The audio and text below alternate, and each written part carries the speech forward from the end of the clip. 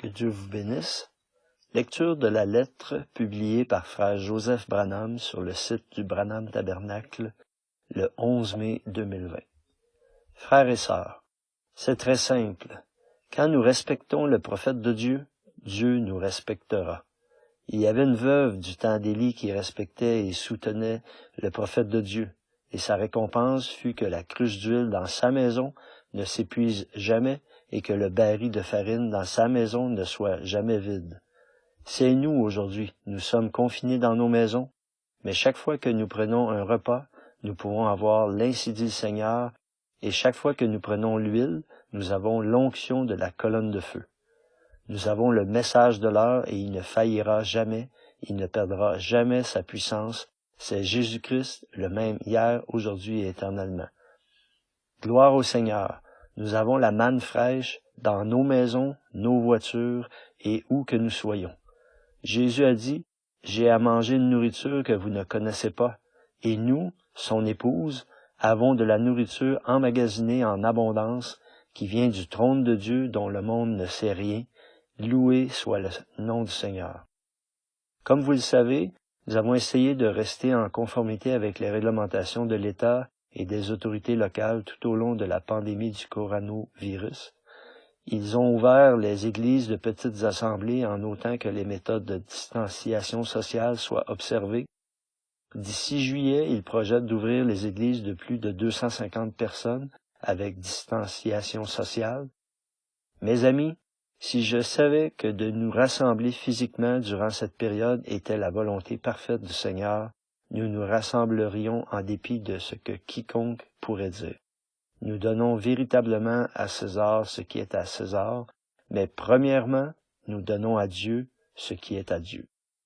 Cependant, je crois que nous sommes dans la volonté parfaite du Seigneur en faisant de nos maisons une église de bande, durant le temps de cette pandémie. Le Père a préparé son épouse depuis quelques années pour ce temps-ci. Alors, si c'est la façon qu'il a choisie pour nous parler, recevons tout ce qu'il veut nous dire.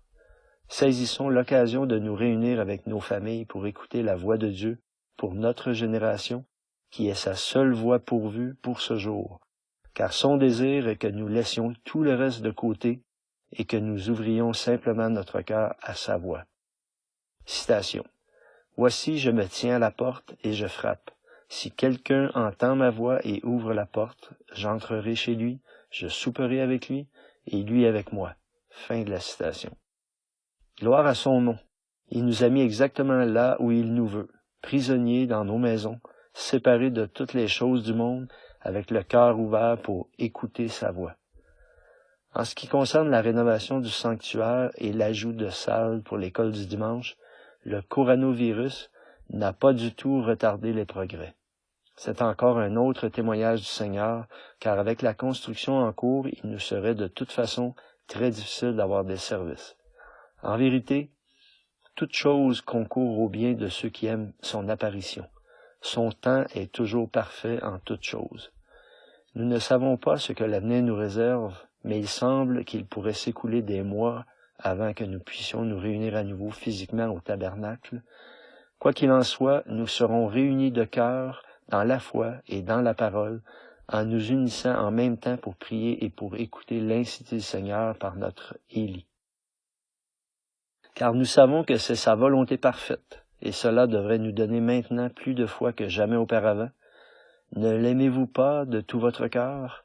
Qu'en serait-il, mes amis, si le Seigneur venait chercher son épouse pendant cette période d'isolement? Ce serait réellement un départ soudain et secret de l'Église, et même personne ne saurait que nous sommes partis. Alors viens, Seigneur Jésus, ton épouse se prépare elle-même par ta parole, et nous nous reposons sur ta promesse. Amen. Que Dieu vous bénisse. Signé frère Joseph Branham.